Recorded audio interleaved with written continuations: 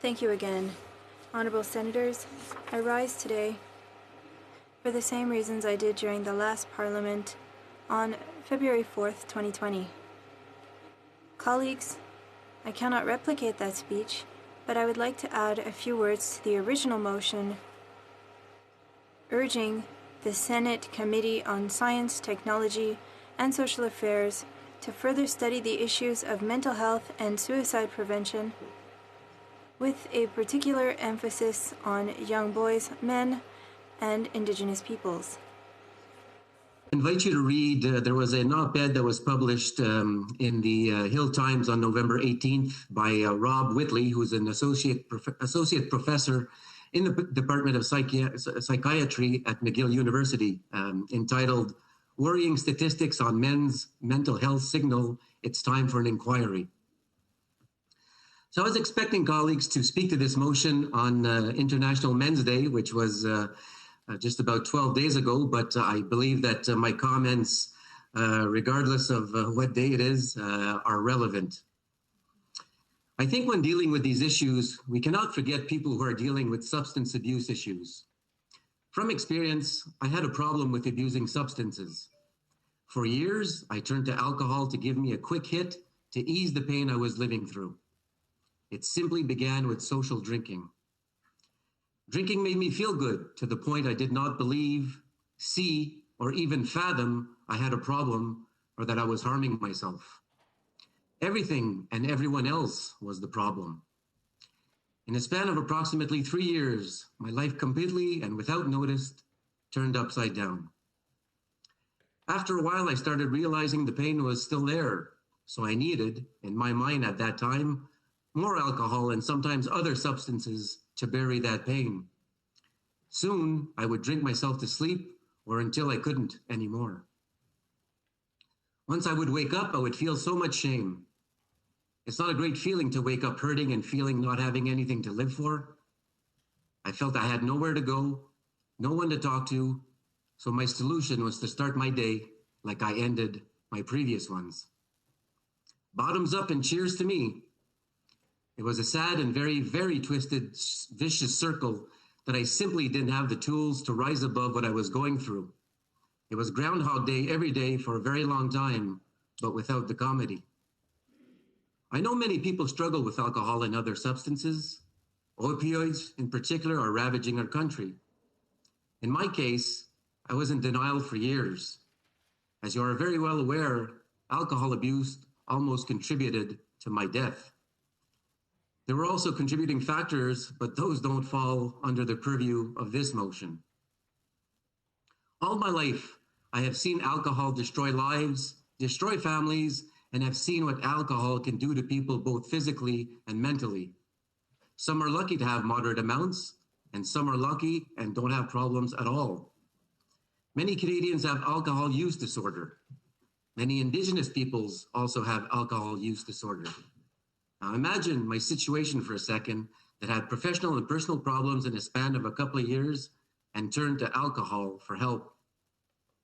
Now imagine the generational traumas suffered by Indigenous peoples because of the poor, unfair, and oftentimes inhumane conditions they were subjected to throughout the years and to this very day. Are we to have harsh, strict, and stereotypical thoughts, beliefs, and comments towards Indigenous peoples or anyone else struggling for that matter? My fellow Canadians, alcohol use disorder is a serious mental health issue, and the correct response to my rhetorical question is a resounding no. No one should be ridiculed if they have a problem. We should be doing our best to help. We know all the negative impacts alcohol has on people who are struggling, and I would suggest to you it may be time to have a discussion on alcohol and other substances on the negative impacts on individuals, communities, families, the health system, the legal system, and the high cost associated with turning a blind eye to human beings who are struggling. To anyone who is having a problem with substance abuse issues, I understand you and I feel for you. It is not easy to quit. It's not easy to get rid of the problem, and it doesn't go away overnight. I overcame it because I tried and failed several times. I sought help several times because it can happen. with the person, I'm sorry, I sought help several times because it could happen that the person with expertise sitting in front of you may or may not be the right fit for you. It takes strength, courage, and personal will, and it's not the easiest thing to find or see clearly when one is in the dark. Most of all, it takes patience. Patience to heal, and that needs to take the time needed. Sometimes it may take one person who cares, who reaches out. This can change a life. And the last time I checked, kindness is free and it's very fulfilling. We're in the middle of a pandemic. We're under a minority government, but I firmly believe this study needs to take place as quickly as possible to hopefully get this important work underway, and especially in light of these difficult times. Colleagues, I was the hardest-headed person I knew. I didn't believe I had a problem. I thought my problems would simply go away. I was wrong. I was in denial and I wasn't myself. Today, after years of personal work, intense reflection, and support of family and friends, I have been clean and sober for a while. I feel I have found myself again, or at least I'm proud of the Algonquin person I am today and serving Canadians to the best of my capabilities. I was tired of the pain and sadness I was feeling, so I finally made the decision that I wanted to be happy again and took the baby steps I needed to get where I am today. It's a fight I will likely have for the rest of my life. But this time, I'm not underestimating my opponent.